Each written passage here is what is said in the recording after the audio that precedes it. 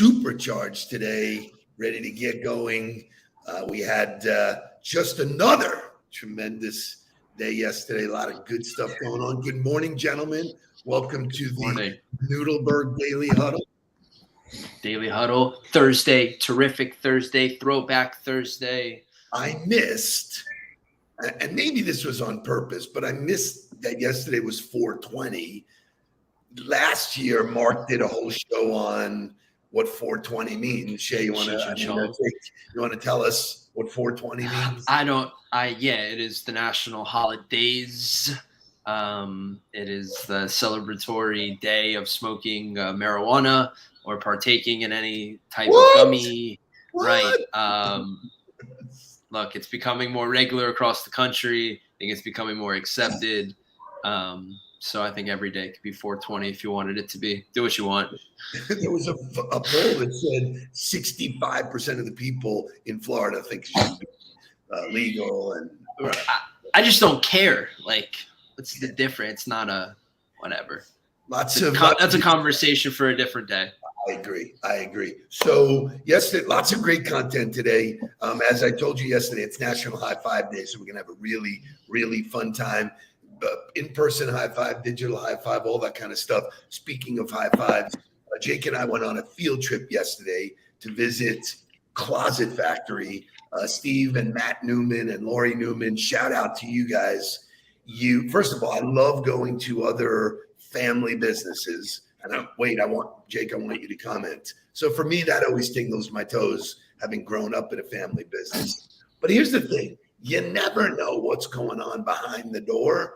And we visited, we met them in their showroom, beautiful showroom. And then they said, come, let's go on the real tour. And we went into the nerve center of how they are producing a mass quantity of closets. It was not only closets too. They showed us how they're kind of expanding into other areas of your house, how high touch, highly specific stuff, created right on campus with their own materials. They showed us how they're more efficient, how they save time. So they think of everything there. And it was really cool to see the warehouse, to see all the workers there in action, how they were responding to the owners walking around. Everyone said hello. So they have a great culture there. It was really cool. I'm really glad you said that, because you can tell a lot about a company when everybody's smiling. A smiling culture. And we talked about this, when you smile, everybody smiles back. It's pretty simple. And it was cool. And so I noticed this, and I don't know if you picked this up, but and their office had 15,000 different areas and different departments that everybody was focused on. And in every department, he knew the names of the guys that were in there, who was working on the computers, was using the name and said, hey, you mind if we look at this? So it's the right way to do it from a leader standpoint. Know everybody in the building. Treat them with the same respect you'd want to treat his own son, who's the vice president. So it was really cool. Awesome day. Shout out to you guys. Keep on doing what you're doing. Yesterday was also prestigious Women's Awards Day. We unfortunately were unable to attend, but we had two of our clients that we put in the running. Laureen Smith is there with her family.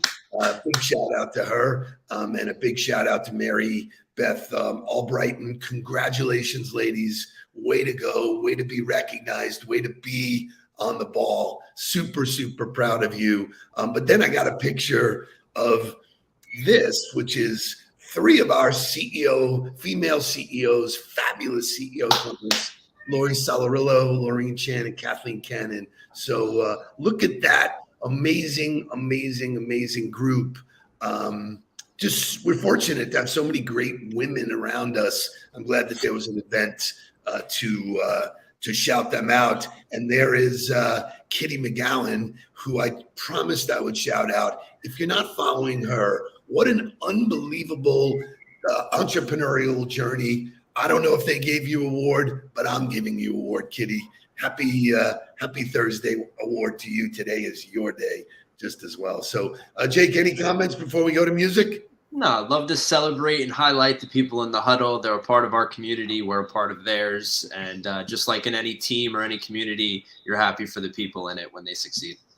Yeah. So if anybody in the huddle has something that they feel that they want us to shout it out, please make sure you get it. It's not only about us, it's about we. So boom, let's wake up and get to high five. Help, yeah. Wake up, everybody. Get up, get up, get up, get up. Wake up. Come on, come on. Wake up, everybody. Teach a new way. Maybe then they'll listen what you have to say. Wake up, everybody. No more sleeping in bed. No more about to thinking. Time for thinking ahead. Come on now.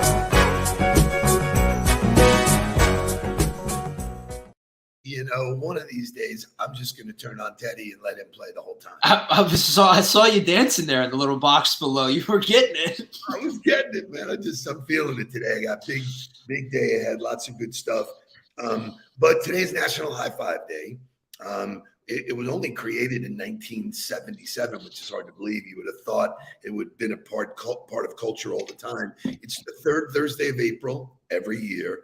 The origin of it stems from a Dodger game. Dusty Baker rounding third base, comes home, and there is Glenn Burke raises his hand.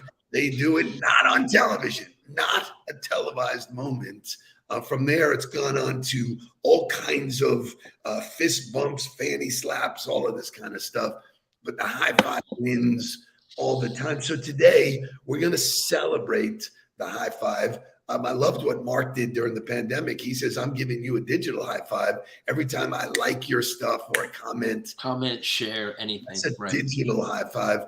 But for me, when I hear high five, there's only one scene that comes to mind. All right, classic. High five. A chimp's all right. High five.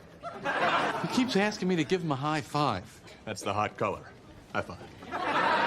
High five. You're a salesman now. The high five is just so stupid. That's right. High five. On the flip side. High five. You couldn't just give him one high five? So for me, I want to get to a point. We're going to show all of the famous high fives in movies, which there's a classic one with one of your favorite actors. That's the one I think of. So okay. Just to put that So out let's there. go to that. Let's do movie high fives. I feel the need for speed. Ow! Mama, did we just become best friends? Yep.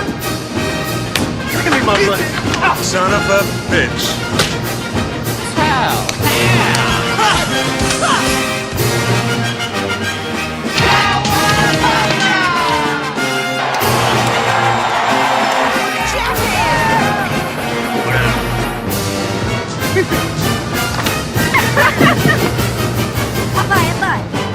What's up, nerd?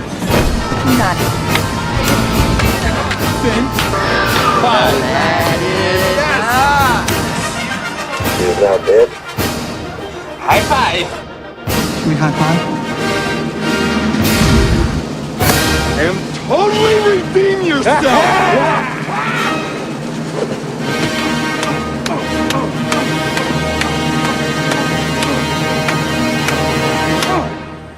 And that is how it's done. Wow. Love it. Love it. Love it. Love it. So It is the ultimate sign of friendship, of, you know, the understanding between two people. Obviously the handshake, and I know we're going to get to it in business etiquette later in the show, but the handshake obviously is traditional, is, you know, the initial kind of joining of two people, I think, in business. But isn't the goal to get to the point where it's the stepbrother scene, where it's, hey, do we just become best friends? Yes. High five, sending gifs to each other. It's what business should be about. You know, I think people get so caught up in, well, that's not traditional and that's not how you're supposed to do it. Like, we're all the same people. Like in school, when you were there, you dapped up all your friends. Like you're on a team, you dapped up all your friends. Why did it stop? Why did we stop doing things like that? So I think we move right to etiquette. So the whole point here is, and Elaine said it, you're a salesman now. You don't high five. I do. So let's see what Trip and Tyler have to say about high five etiquette. High-fiving can be one of the most stressful things you'll ever do in life. It doesn't have to be, though. Just remember this simple list of tips and tricks. Pressure, not too hard, and definitely not too soft. Timing. Don't start too soon unless you only want to wave in return. You'll know you're in the 5 zone when your partner is roughly the distance you can throw a microwave. Location. Pretty much anywhere is fine except for funerals and urinals. Now watch out for the ball and socket. This is where one partner goes for the high five and one goes for the fist pound. In the event of a foul tip where a temporary loss in concentration turns the high five into a high 2, just keep walking and never turn back. If you completely miss, just pretend you meant to. As far as your partner is concerned, it's just one of these crazy things you do. And beware of the faker. This guy is always ready to fake the high five and quick grab his way to an awkward one-way handshake. Just go with it. There's nothing you can do in this situation. If there's a chance you'll be in proximity to the killer, carry an ice pack in your back pocket. He'll want to display his strength by slapping your hand as hard as he can. Be prepared to go with the flow. You never know when you're going to encounter the snapper, or even worse, the 12-stepper. Mere palm contact will never be enough for these guys. If you're ever tempted to try out the two-handed jumper, the spank, the you're too slow, the windmill, the Fresh Prince, the Chester, or especially the around the back, through the legs, palm spit piggybacker, please refrain. Now you're ready for the high five. Absolutely fantastic. Is that unbelievable? I mean, it's absolutely so classic. I was so, total transparency, I was the killer in football. Any big play, everyone's hands were at risk. I was going to slap way too hard. That's hilarious, though. So, I mean, Todd, how great is this? Throw the 5-foot ranger. throw a microwave. So, but all of us have been in that awkward thing where I've gone to bump somebody, you know. Well, so, and I don't know if you agree. I don't know if you like, the bump is almost like we're kind of cool, you know, but like it's just like kind of subtle, like nice, that was cool. Where like the high five is the full blown yes kind of moment. That's kind of how I differentiate the fist bump to the high five. So it brings up the whole point about business etiquette. I want to go to motivational music because when you give somebody a high five, it's all emotional. It's an emotional, any kind of tribal thing that you do. So it's all about the feeling. Show me how we can't stop the feeling.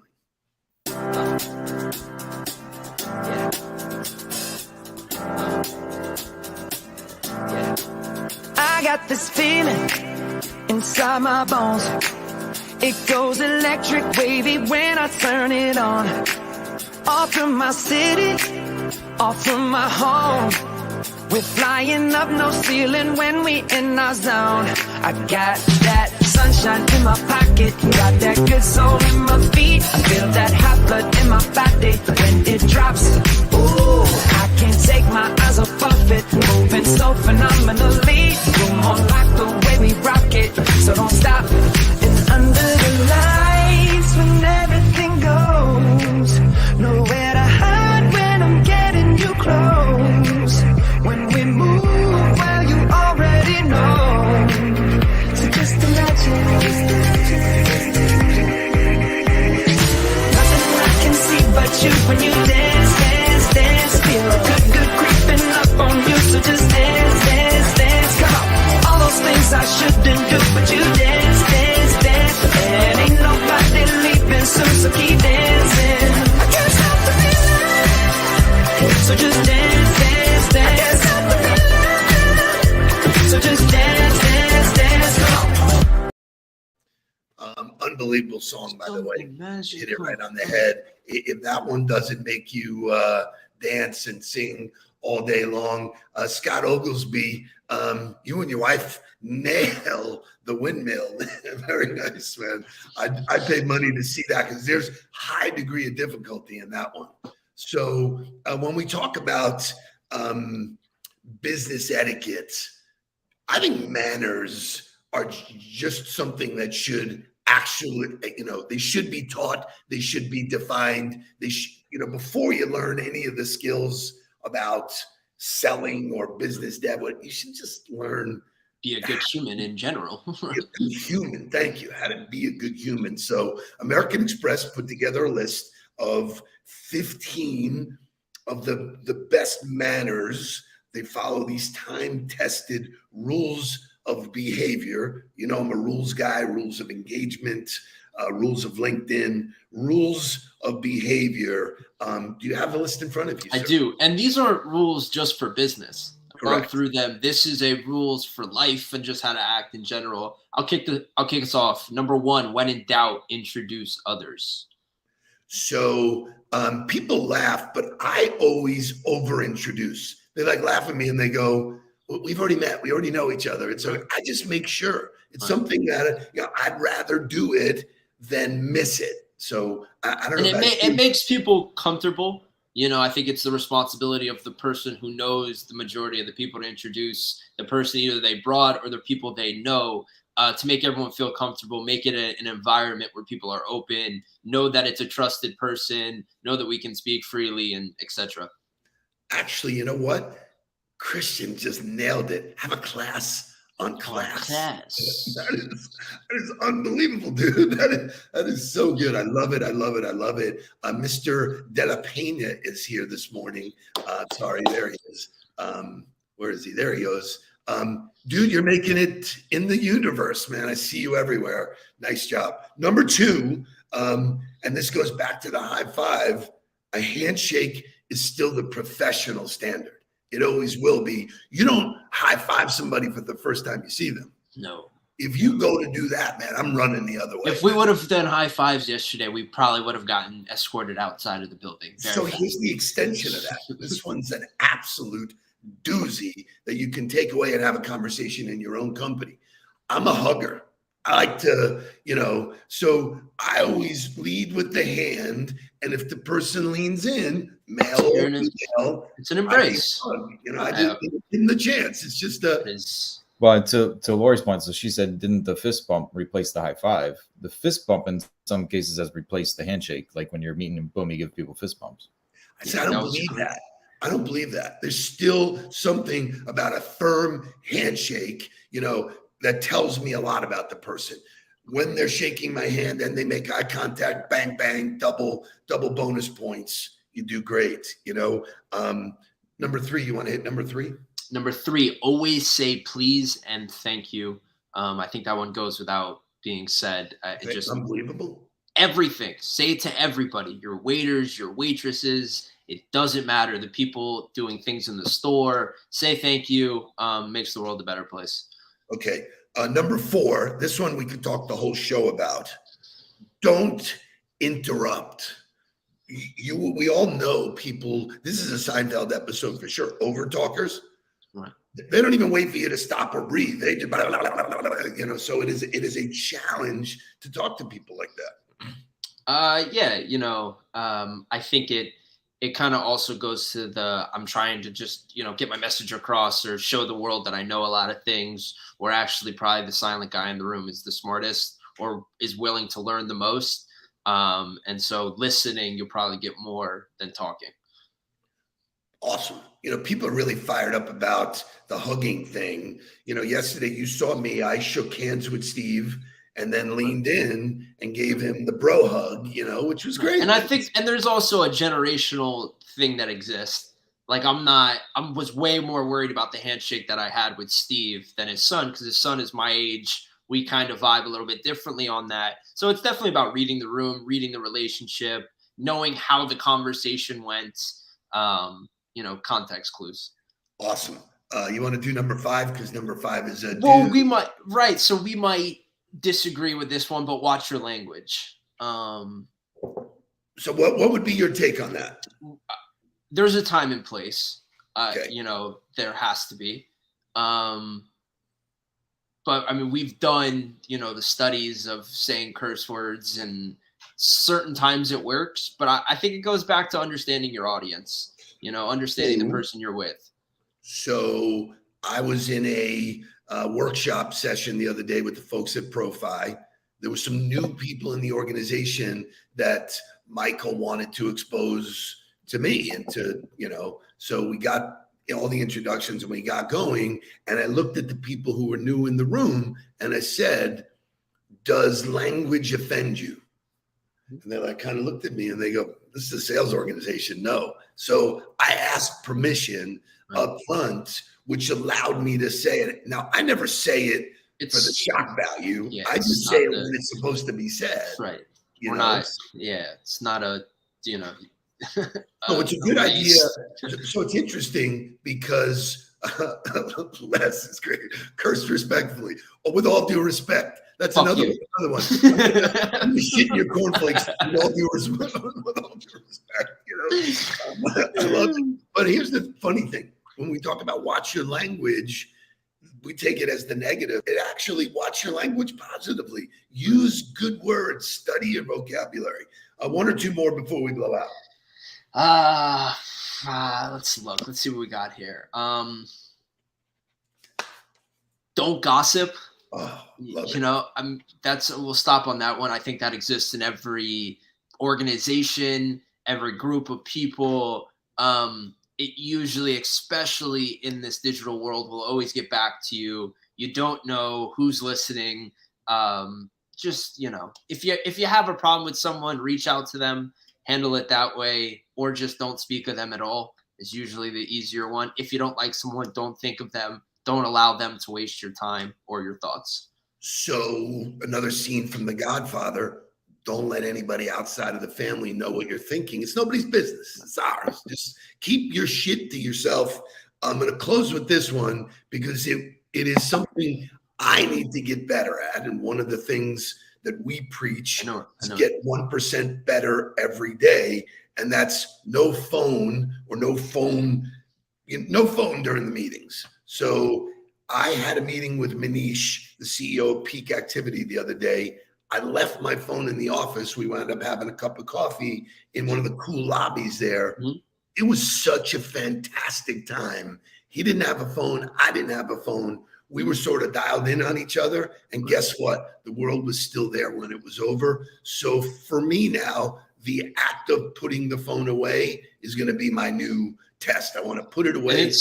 And it's hard. I mean, we're addicted to it. We're an ADHD society now. There's, stimulus everywhere. It's used the do not disturb feature. Put your phone away.